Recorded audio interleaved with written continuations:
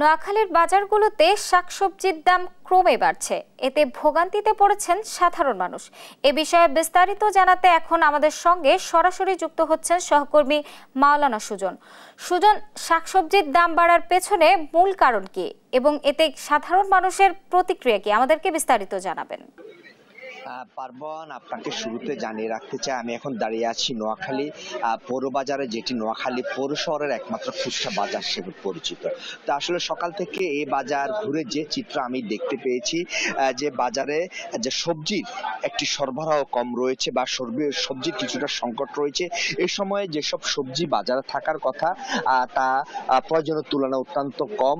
আপনি নিশ্চয়ই সে ধরনের একটি চিত্র দেখতে পাচ্ছেন যে ব্যবসায়ীরা, বিক্রেতারা তাদের যে সবজির পসরা সাজিয়ে রেখেছেন, কিন্তু তারা বলছেন আসলে এই সময়ে যে গ্রীষ্মকালীন সবজিতে বাজার ভরপুর থাকার কথা, তার কারণে কিন্তু যে সবজি আসতেছে না। তো কারণ হিসাবে বিক্রেতারা যেটা বলছেন যে অতি বর্ষণের কারণে, যে কিছুদিন আগে যে বর্ষণ হয়েছে নোয়াখালীতে টানা, সেই বর্ষণের কারণে নোয়াখালীর সবজি ভান্ডার খ্যাত বা শস্য ভান্ডার খ্যাত উপজেলা, যে নোয়াখালী সুবর্ণচর উপজেলা, সেটি পানিতে তলিয়ে যাওয়ার কারণে বা ফসলের মাঠ এখনো কিন্তু পানিতে তলিয়ে থাকার কারণে কিন্তু এই সবজির মূল সংকট হিসেবে জানা গেছে। তারা বলছেন যে যেসব গ্রীষ্মকালীন সবজি এবং শরৎকালীন সবজি মাঠে ছিল, সেগুলো কিন্তু এখনো পানিতে নিমজ্জিত, তাই কিন্তু সবজি আসছে না। পাশাপাশি যে অন্যান্য জেলা, বিশেষ করে কুমিল্লা, ফেনী, লক্ষ্মীপুর সহ যে জেলা থেকে নোয়াখালীতে সবজি আসতো, সেগুলো কিছুটা কম আসা, কিন্তু সবজির দাম বাড়তি। তো আমি এখন এই বিষয়ে কথা বলবো একজন সবজি বিক্রেতার সাথে, যিনি যে দূর দূরান্ত থেকে সবজি ক্রয় করে এনে এখানে বিক্রি করেন। আমি তার সাথে কথা বলার চেষ্টা করব।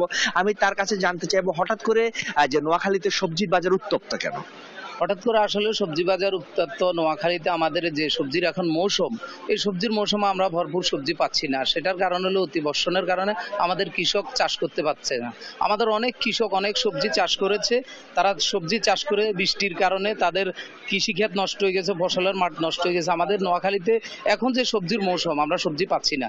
যে চট্টগ্রাম থেকে বা কুমিল্লা থেকে, যা ফেনী থেকে যে সবজিগুলো আসতো, আমরা ওখান থেকে তো ব্যাপারী, আমরা দূর দূরান্ত থেকে সবজি আনি, কিন্তু আমরা এখন সবজি যেখানে আমাদের নোয়াখালীতে যত চাহিদা আমরা কিন্তু পাচ্ছি না।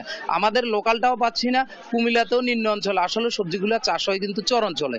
আপনি দেখবেন চর অঞ্চলে অতিরিক্ত পানি, আর পানি নিষ্কাশনের জায়গা না থাকাতে, পানি নিষ্কাশন না হওয়াতে আমাদের আশপাশে যে আমাদের বিনোদপুর নামে একটা এলাকা আছে, ওইখানে অনেক সবজি চাষ হতো, কিন্তু এখন চাষ হচ্ছে না। আর না হওয়ার কারণে আমরা পর্যাপ্ত পরিমাণ পাচ্ছি না, আমরা চাহিদা পরিমাণ সবজি দিতে পাচ্ছি না, এই কারণে সবজির দাম বেশি। ধন্যবাদ আপনাকে। তিনি আসলে যে বলতে চাচ্ছেন যে পরিমাণে সবজি বাজারে সরবরাহ থাকার কথা ছিল, সেই পরিমাণে সবজি সরবরাহ না থাকায় এবং তারা যে বিক্রেতা হিসেবে সবজি যে তার সরবরাহ দিতে পারছে না বলে বাজারে সবজির দাম। আমি এখন এই বিষয়ে কথা বলার চেষ্টা করবো একজন ক্রেতার সাথে। আমি জানতে চাইবো যে বাজারে সবজির দাম কেমন দেখছে। আসসালামু আলাইকুম। জি, বাজারে মোটামুটি সবজি একটু কমই দেখা যাচ্ছে এখন, বৃষ্টির কারণে মনে হয় এই কারণে একটু কম। মোটামুটি দাম একটু বেশি, আগের তুলনায় একটু বেশি এখন। বিশেষ করে এখন বাজারে তেমন সবজি আসতেও পারে না বৃষ্টির কারণে। সবসময় বৃষ্টি থাকে, আর বিশেষ করে এই বাজারটাতে বেশি বৃষ্টি থাকে, পানি থাকে, পানির কারণে আসা যায় না।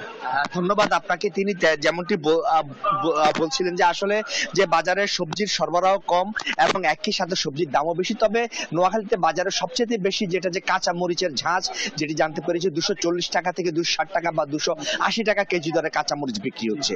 পার্বণ, এই হচ্ছে নোয়াখালীতে সবজির বাজার নিয়ে আমার কাছে সর্বশেষ।